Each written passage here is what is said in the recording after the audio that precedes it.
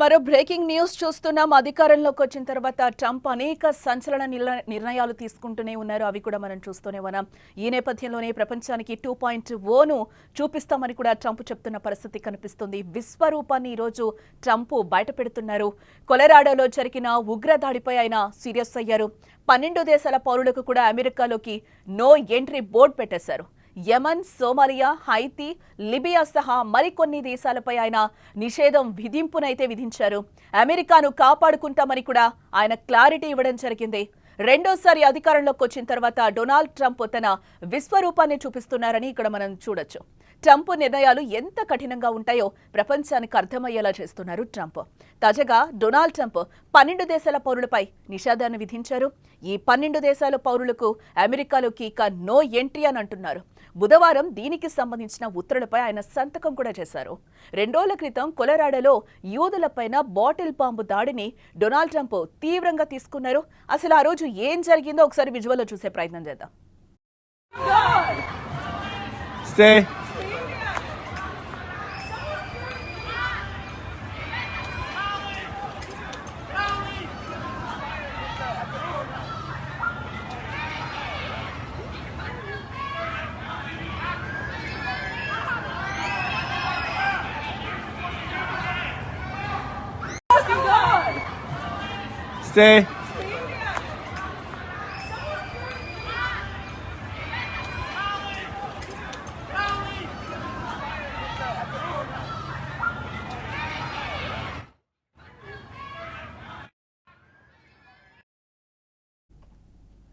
ఇదే అమెరికాలో ఎలాంటి ఉగ్రదాడిని కూడా సహించబోమని ట్రంప్ చెప్తున్న పరిస్థితి కనిపిస్తుంది.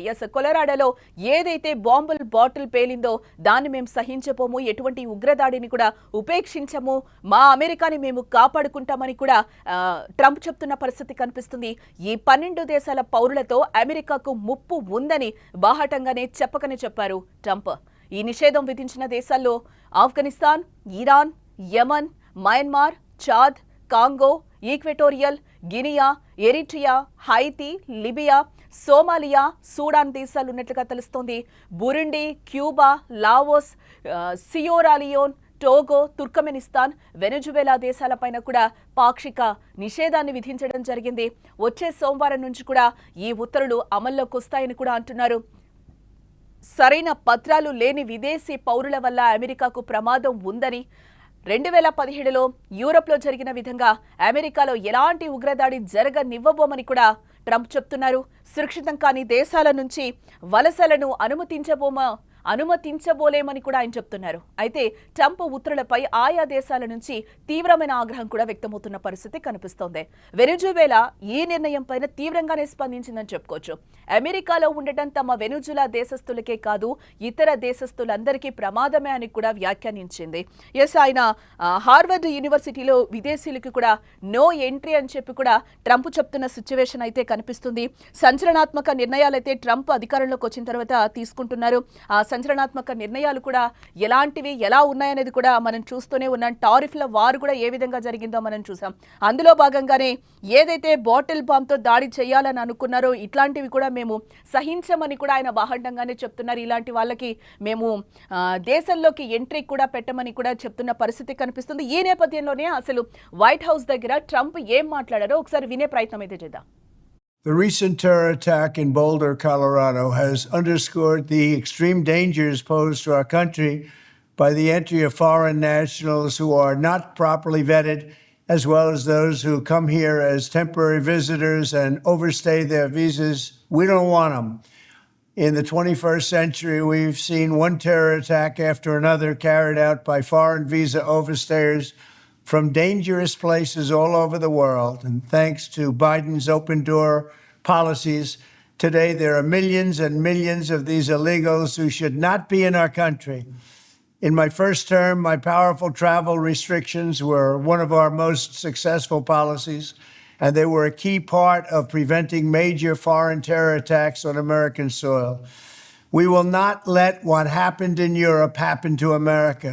That's why on my first day back in office, I directed the Secretary of State to perform a security review of high-risk regions and make recommendations for where restrictions should be imposed. Among the national security threats their analysis considered are the large-scale presence of terrorists, failure to cooperate on visa security, inability to verify travelers' identities, inadequate record-keeping of criminal histories, and persistently high rates of illegal visa overstays, and other things. Very simply, we cannot have open migration from any country where we cannot safely and reliably vet and screen those who seek to enter the United States. That is why today I am signing a new executive order placing travel restrictions on countries including Yemen, Somalia, Haiti, Libya, and numerous others.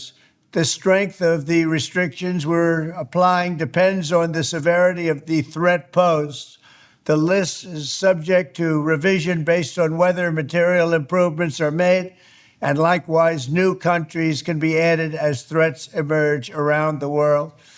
But we will not allow people to enter our country who wish to do us harm, and nothing will stop us from keeping America safe. Thank you very much. Trump ఏం మాట్లాడారో చూసాం కదా. ఎన్ని దేశాల మీద 12 దేశాల మీద అయితే ఆయన కఠినంగా నిర్ణయాలు తీసుకున్నారు. మా దేశంలోకి ఎంట్రీ ఉండదని కూడా ఆయన చెప్తున్న పరిస్థితి కనిపిస్తుంది. నిన్న కొలరాడోలో ఏదైతే ఇన్సిడెంట్ జరిగిందో దాన్ని బేస్ చేసుకుని ఈ నిర్ణయం తీసుకున్నాం, ఖచ్చితంగా మేము మా దేశాన్ని కాపాడుకుంటామని కూడా ఆయన చెప్తున్న పరిస్థితి కనిపిస్తుంది.